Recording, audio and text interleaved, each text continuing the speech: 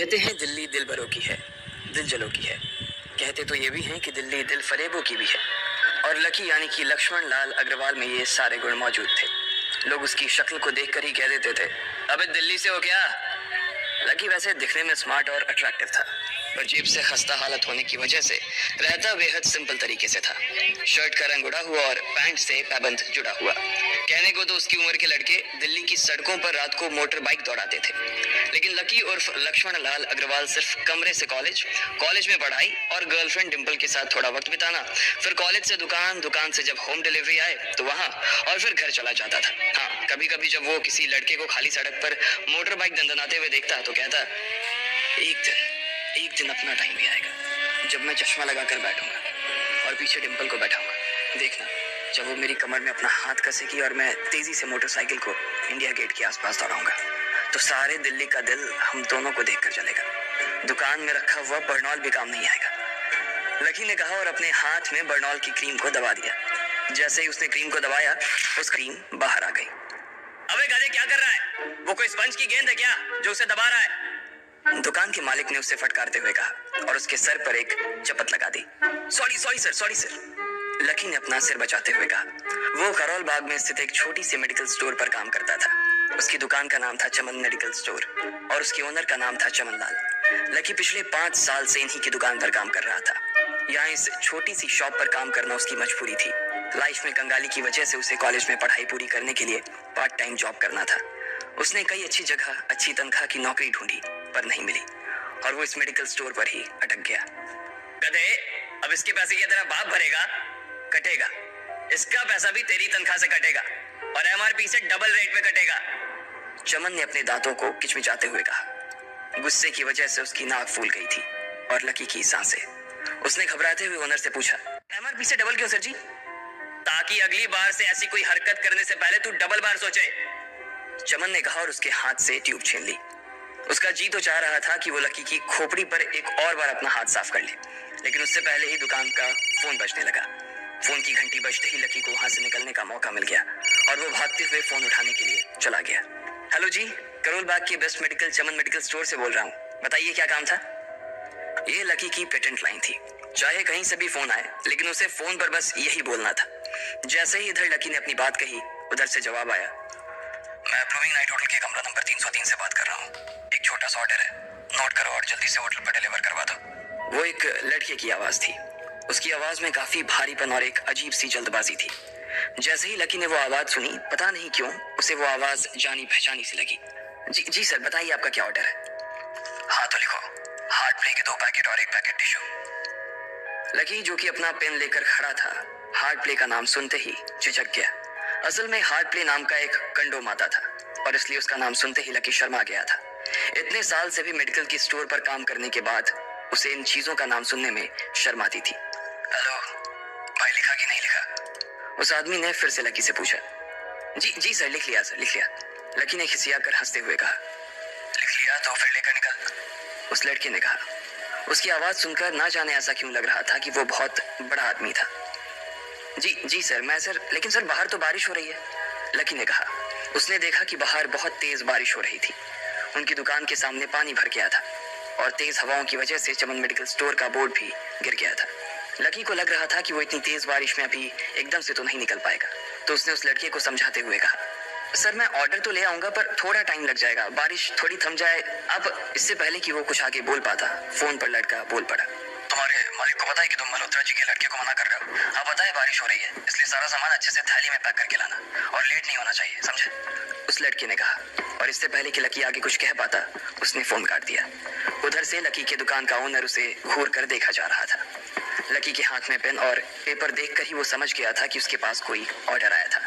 आज वैसे भी इतनी बरसात होने की वजह से सुबह से इक्का दुक्का ग्राहक ही दुकान पर आए थे। ऐसे में उसकी दुकान का मालिक एक भी ऑर्डर को छोड़ना नहीं चाहता था। वो लकी को देख रहा था और लकी बारिश की ओर देख रहा था। बारिश का बहाना नहीं चलेगा, जाना पड़ेगा, चमन लाल ने कहा। मैं बहाना नहीं कर रहा सर, थोड़ी बारिश धीमी हो जाए तो मैं चला जाऊंगा। अभी आप खुद ही देखिए कितनी तेज बारिश है। वो पता नहीं कोई मिस्टर मल्होत्रा का कोई बेटा कुछ ज्यादा ही जल्दी में था, मैं साइकिल से तो पहुंच नहीं पाऊंगा इतनी जल्दी। लकी ने उनकी ओर देखते हुए कहा। क्या कहा? मिस्टर मल्होत्रा जी का बेटा? तू मेरी दुकान बंद करवाएगा क्या? अभी क्या भी निकल उनका ऑर्डर लेके, वो हमारे बहुत पुराने कस्टमर है। चमन ने कहा। पर लकी ने कहा ही था कि चमन बोला, वर कुछ नहीं, तू मेरी मोटरसाइकिल ले जा। उसने गुस्से में कहा, अरे सर जी, 200 के ऑर्डर में मुश्किल से 40 रुपए बचेंगे, इससे 3 गुने का तो पेट्रोल ही लग जाएगा, और अगर गाड़ी रास्ते में बंद हो गई तो अलग से खर्चा। लकी ने समझाते हुए कहा। वो जानता था कि उसका मालिक इन सब बातों पर ध्यान नहीं देने वाला। चमन लाल बोला, कोई बात नहीं, तू जा, चाहे जो हो जाए, ग्राहक नाराज नहीं होना चाहिए, और वैसे भी वो मल्होत्रा जी का बेटा है। चमन लाल ने मोटरसाइकिल की चाबी लकी की ओर उछालते हुए कहा। लकी ने चाबी ली। उसे देखकर उसके अंदर मिक्स फीलिंग आ गई। एक तो वो बहुत खुश हुआ कि बड़े दिनों बाद बाइक चलाने को मिलेगी, पर वहीं दूसरी तरफ दुखी इसलिए हुआ कि बाइक मिली भी तो ऐसी तेज बारिश में, अगर खराब हो गई तो इसकी चपत भी उसके सिर पर ही पड़ेगी। वो मुंह लटकाकर रेनकोट और हेलमेट पहनते हुए वहां से निकल गया। बाहर आकर बाइक को देखा तो लकी ने मन में सोचा, चलो ठीक है, जो होगा देखा जाएगा, कम से कम बाइक तो चलाने को मिल रही है। दरअसल लकी इतने साल काम करने के बाद भी अपने लिए एक मोटरसाइकिल नहीं ले पाया था। लकी की तनख्वाह ही इतनी भर थी कि सिर्फ उसके कमरे का किराया, उसकी साइकिल में डालने वाली हवा का खर्च, बिजली पानी का बिल और डिम्पल के साथ महीने में 1-2 बार बाहर खाने का खर्चा ही निकल पाता था। उसे डिम्पल की कही बात अक्सर याद आती थी, लकी, अगर अगले 2 महीने में तूने बाइक नहीं खरीदी ना तो मैं तेरे से ब्रेकअप कर लूंगी, देखना। असल में डिम्पल को लकी के साथ बाइक पर घूमने की बड़ी तमन्ना थी। लकी की इस उजाड़ जिंदगी में एक वही तो थी जिसके लिए जिंदा रहने को उसका जी चाहता था। जब भी वो उससे बाइक की बात करती तो लकी डिम्पल की इस बात को हंसकर टाल देता था। वो अपने मन में इस बात को अच्छे से जानता था कि डिम्पल उससे बहुत प्यार करती थी और वो उससे कभी छोड़कर नहीं जा सकती थी। वो दोनों एक दूसरे में ऐसे घुले मिले थे जैसे बादल बरसात में घुल जाती है। लकी को डिम्पल बहुत पसंद थी और वो उसके लिए दुनिया जहां की खुशियां खरीद कर ला देना चाहता था। वो चाहता था कि एक दिन वो डिम्पल को प्लेन में बैठाए, लेकिन उसके ये सब ख्वाब इस कम तनख्वाह की नौकरी की वजह से कभी पूरे नहीं होने वाले थे। पर आज उसके पास एक मौका था। वो डिम्पल को अपने साथ इस बारिश में राजपथ घुमाना चाहता था। वो उसे दिल्ली दिखाना चाहता था। चमन लाल को देने के लिए उसने पहले से ही बहाना सोच रखा था। बस जल्दी से वो ये डिलीवरी देकर सीधे डिम्पल के पास ही जाने वाला था। उसने होटल ब्लूमिंग नाइट के बाहर मोटर बाइक पार्क की और सीधे होटल के अंदर चला गया। लकी ने रिसेप्शन पर पहुंचकर नमस्ते करते हुए रिसेप्शनिस्ट को बोला, जी मैं चमन मेडिकल स्टोर से आया हूँ, रूम नंबर 303 का ऑर्डर था सर।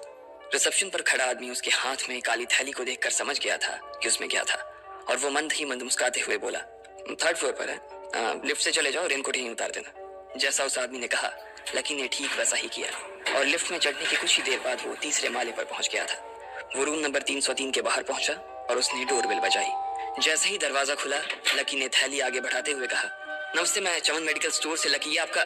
इससे पहले कि लकी आगे कुछ कह पाता उसकी आंखें फटी की फटी रह गई थी। उसने अपने सामने जो देखा उसके बाद उसे ऐसा लगा कि बंद छत के नीचे भी उसके ऊपर आसमान से आकर एक जोरदार बिजली गिर गई थी। उसके सामने एक लड़की खड़ी थी।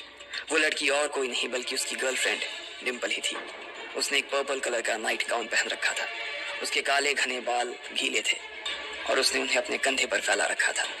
उसकी खुशबू से ही ये चीज साफ पता चल रही थी कि वो अभी अभी नहा कर आई थी। डिम्पल, तुम यहाँ क्या कर रही हो? लकी को अपनी आंखों पर विश्वास ही नहीं हो रहा था। उसने 2 बार अपनी पलकें झपका कर देखा, लेकिन दोनों बार ही उसे अपने सामने डिम्पल ही नजर आई। तुम यहाँ क्या मेरा पीछा करते हुए आए हो लकी? डिम्पल ने उल्टा उसी के ऊपर पलटवार करते हुए कहा। लकी को देखकर उसके दिल की धड़कन भी तेज हो गई थी। उसे उम्मीद नहीं थी कि लकी यहाँ आ जाएगा। उसने ना तो सुबह से उसे फोन किया था और ना ही उसके मैसेज का कोई जवाब दिया था। वो अपने मन में सोचकर बैठी थी कि वो अगले दिन खुद ही उससे मिलकर बोल देगी कि उसकी तबीयत खराब थी। डिम्पल बेबी, क्या हो गया? किससे बात कर रही हो? अचानक से एक गबरू जवान सा लड़का दरवाजे के पास आकर खड़ा हो गया था। उसने बनियान पहन रखी थी। लकी उसे पहचान गया था। साले राहुल के बच्चे, तेरी हिम्मत कैसे हुई मेरी डिम्पल को हाथ लगाने की? लकी ने जैसे ही राहुल को देखा उसके तन बदन में मानो आग सी लग गई थी। वो उसे इस वक्त इतना बुरा मारना चाहता था, इतना बुरा पीटना चाहता था जिसकी कोई हद सीमा नहीं थी। लकी जिस कॉलेज में पढ़ता था राहुल और डिम्पल भी उसी में पढ़ते थे और वो कॉलेज राहुल के फादर का ही था। डिम्पल ने राहुल के पिता की एक कंपनी में जॉब पकड़ ली थी और राहुल उस पर बहुत लाइन मारता था। लकी ने 1-2 बार डिम्पल को उससे दूर रहने के लिए भी कहा, लेकिन डिम्पल ने उसे ये कहकर टाल दिया था कि वो सिर्फ अच्छे दोस्त थे। आज भी इससे पहले कि वो आगे बढ़ता डिम्पल उन दोनों के बीच आ गई। रुक जाओ, डिम्पल ने गुस्से में कहा और लकी के सीने पर हाथ रखकर उसे रोक दिया। लकी लंबी सांसें ले रहा था और कुछ ही सांसों के बाद उसका गुस्सा शांत हो गया। अब डिम्पल के पास भी छुपाने के लिए कुछ नहीं था, इसलिए उसने लकी से कहा, लकी, आज से तुम्हारा और मेरा ब्रेकअप। ब्रेकअप? लकी के पैरों के नीचे से जमीन खिसक गई थी। उसकी आंखें नम हो गई।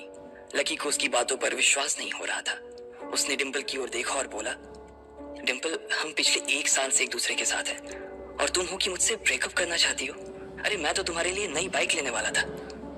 चल रहने दे, आज ही याद आई है तुझे बाइक की। अरे तेरे पास मुझे बाहर घुमाने के लिए, खिलाने पिलाने के लिए पैसे तो है नहीं। तू कहाँ से लेगा बाइक? और अगर ले भी लेगा तो उसमें पेट्रोल कहाँ से डलवाएगा? तेरी 8,000 रुपए महीने की नौकरी, उसमें होगा ये सब? लोग हंसते हैं मेरे ऊपर जब मैं सरोजनी में तेरे साथ घूमती हूँ। मैं ऐसी लाइफ नहीं जीना चाहती लकी। मैं तेरी तरह गरीब नहीं रहना चाहती। तूने मुझे फंसाया था, उल्लू बनाया था तूने मुझे, इसलिए मैंने राहुल से मैचअप कर लिया है। आज से यही मेरा बॉयफ्रेंड है, डिम्पल ने गुस्से में कहा। अच्छा तो बेबी ये है तुम्हारा वो बेकार सा एक्स बॉयफ्रेंड? राहुल ने पूछा और डिम्पल के बगल में आकर खड़ा हो गया। फिर उसने लकी के हाथ से थैली उठाई और उसमें से हार्ट प्ले का पैकेट निकालकर उसे चिढ़ाने के लिए उसे हवा में लहराने लगा। बाप रे, इससे बदकिस्मत इंसान इस दुनिया में और कौन होगा? राहुल ने उसकी टांग खींचते हुए कहा। लकी के पास उसकी बात का कोई जवाब नहीं था। उसने गुस्से से डिम्पल की ओर देखा और अपनी हाथों की मुट्ठी भींच ली। फिर वो वहां से निकल गया।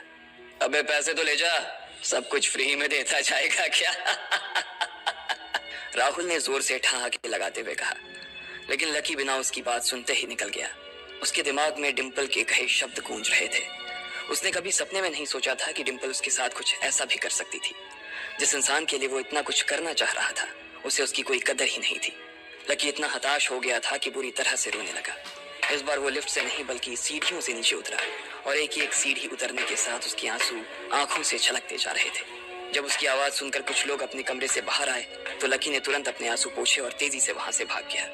उसे जिंदगी में पहली बार प्यार हुआ था और पैसों की कमी की वजह से ना सिर्फ उसका प्यार बल्कि उसकी पूरी जिंदगी बर्बाद हो गई थी।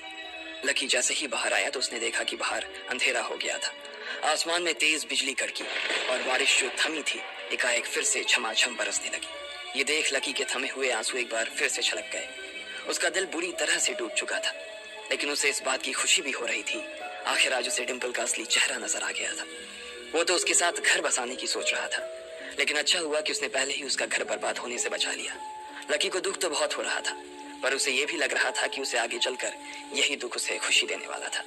लेकिन एक चीज थी जो लकी को परेशान कर रही थी, वो थी उसकी माली हालत। उसकी जेब इतनी तंग थी कि उसे फटी हुई जेब की पैंट पहनकर घूमना पड़ता था। कभी कभी तो लकी सिर्फ रोटी खाकर दिन काट लेता था। वो कब से कोशिश कर रहा था कि कोई अच्छा काम पकड़ सके, लेकिन उसे कोई काम देने को राजी नहीं था। उसने टूटे हुए दिल को दिलासा देते हुए मन में सोचा कि डिम्पल पर खर्च होने वाले पैसे बच जाने से शायद उसके हालात सुधर जाएंगे, पर फिर भी वो रातों रात रईस नहीं हो जाने वाला था। उसने ऊपर आसमान की ओर देखा और जोर से चिल्लाया, अगर इतना ही अनलकी बनाना था तो फिर नाम लकी क्यों रखा भगवान? वो जितनी जोर से चिल्ला सकता था उतनी जोर से चिल्लाया। उसकी आवाज से आसपास खड़े लोग एक बार तो डर गए थे। लकी ऊपर ही देख रहा था और उसके आंसू बारिश के पानी के साथ मिल गए थे। जैसे ही वो फूट कर रोने को था तभी उसके फोन पर एक मैसेज आया।